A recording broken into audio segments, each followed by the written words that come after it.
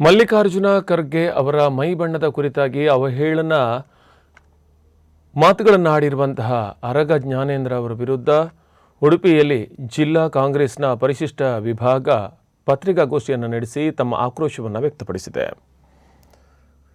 ಮಲ್ಲಿಕಾರ್ಜುನ ಖರ್ಗೆ ಅವರ ಮೈ ಬಣ್ಣದ ಕುರಿತಾಗಿ ಅರಗ ಜ್ಞಾನೇಂದ್ರ ಅವರ ಅವಹೇಳನಕಾರಿ ಹೇಳಿಕೆಗೆ ತಿರುಗೇಟನ್ನು ನೀಡಿದ್ದಾರೆ. ಬಿಜೆಪಿಯವರಿಗೆ ದಲಿತರ ಬಗ್ಗೆ ಇರುವ ಕೆಟ್ಟ ಮನಸ್ಥಿತಿಯನ್ನು ತೋರಿಸುತ್ತದೆ. ದಲಿತರು ಕೇವಲ ವೋಟ್ ಬ್ಯಾಂಕಿಯಾಗಿ ಸೀಮಿತ ಆಗಿರಬೇಕು ಎನ್ನುವ ಮನಸ್ಥಿತಿ ಬಿಜೆಪಿಯವರದು. ಸಮಾನತೆಯ ಬಗ್ಗೆ ಮಾತನಾಡಿ ಜಾತಿಗಳನ್ನು ಎತ್ತಿಕಟ್ಟುವುದು ಬಿಜೆಪಿಯ ಅಜೆಂಡಾವಾಗಿದೆ ಎಂದು ಪತ್ರಿಕಾಗೋಷ್ಠಿಯಲ್ಲಿ ಆಕ್ರೋಶವನ್ನು ವ್ಯಕ್ತಪಡಿಸಿದರು.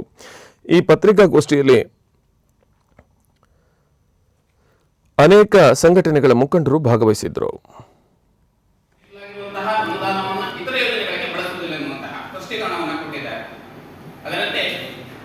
ಮುಂದುವರೆದು ಈಗ ನಮ್ಮ ದಲಿತರನ್ನ ಒಂದು ತುಚ್ಛೀಕರಣ ರೀತಿಯಲ್ಲಿ ಕಾಣುವಂತಹ ವ್ಯವಸ್ಥೆ ಆ ಕಡೆಯಿಂದ ಆಗ್ತಾ ಇದೆ ಅನ್ನುವಂಥದ್ದು ತಮಗೆಲ್ಲರೂ ಗೊತ್ತಿರುವಂತಹ ಒಂದು ವಿಷಯ. ನಿಮ್ಮ ಕಡೆಯಿಂದ ನಮಗೆ ಗೊತ್ತಾಗ್ತಾ ಇದೆ.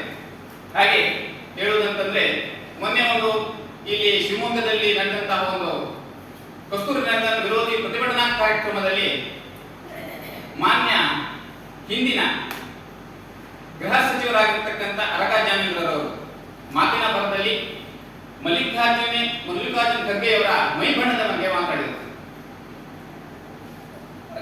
ನನ್ನ ಅಭಿಪ್ರಾಯದಲ್ಲಿ ಹೇಳುವುದು, ದಲಿತರನ್ನ ಅವರಿಗೆ ಎದುರಿಗೆ